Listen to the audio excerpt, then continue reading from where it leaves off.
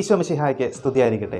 യേശുവിൽ ഏറ്റവും സ്നേഹമുള്ളവരെ, പ്രാർത്ഥനയെക്കുറിച്ച് വിശുദ്ധരുടെ ജീവിതം നമ്മെ പഠിപ്പിക്കുന്ന ഒരു പാഠം ഇപ്രകാരമാണ്.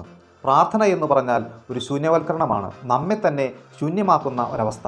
ഞാനും എൻ്റെ ദൈവവും എന്നുള്ള ഒരു അനുഭവത്തിനപ്പുറത്തേക്ക് ഞാൻ എൻ്റെ ദൈവത്തിലേക്ക് ഒന്നായി ലയിച്ചു ചേരുന്ന ഒരവസ്ഥ. അതാണ് ഗലാത്യക്കാർക്ക് ലേഖനം 2-ാം അധ്യായം 20-ാം തിരുവചനത്തിലൂടെ നാം വായിക്കുന്നത്. ഞാൻ ക്രിസ്തുവിനോടുകൂടെ ക്രൂശിക്കപ്പെട്ടിരിക്കുന്നു, ഇനിമേൽ ഞാനല്ല, ക്രിസ്തുവാണ് എന്നിൽ ജീവിക്കുന്നത്. ഞാൻ ഇല്ലാതാവുകയും ക്രിസ്തു എന്നിൽ ജീവിക്കുകയും ചെയ്യുന്ന ഒരവസ്ഥ. അത് പ്രാർത്ഥനയിലൂടെ സംജാതമാകണമെന്ന് വിശുദ്ധരുടെ ജീവിതമെല്ലാം നമ്മെ പഠിപ്പിക്കുന്നു. പ്രത്യേകിച്ച് ഫ്രാൻസിസ് അസീസി എല്ലാം പ്രാർത്ഥിക്കുമ്പോൾ തന്നെ മറന്ന് തന്നെ ശൂന്യവൽക്കരിച്ചുകൊണ്ട് ദൈവത്തിലേക്ക് ഒന്നായി ഇഴുകിച്ചേരുന്ന ഒരവസ്ഥ.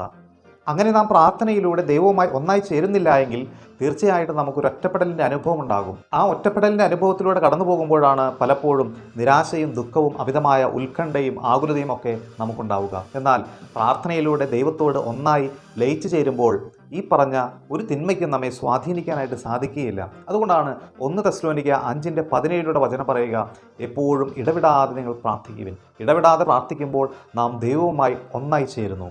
അതിനാൽ പ്രിയപ്പെട്ടവരെ, ലൂക്കായുടെ സുവിശേഷം 11-ാം അധ്യായം 1-ാം തിരുവചനത്തിൽ ശിഷ്യന്മാർ യേശുവിനോട് ചോദിക്കുന്നുണ്ട്, കർത്താവേ, ഞങ്ങളെ പ്രാർത്ഥിക്കാൻ പഠിപ്പിക്കണമേ. പ്രിയപ്പെട്ടവരെ, നമുക്കും യേശുവിനോട് പ്രാർത്ഥിക്കാം, ഞങ്ങളെ പ്രാർത്ഥിക്കാൻ പഠിപ്പിക്കണമേ.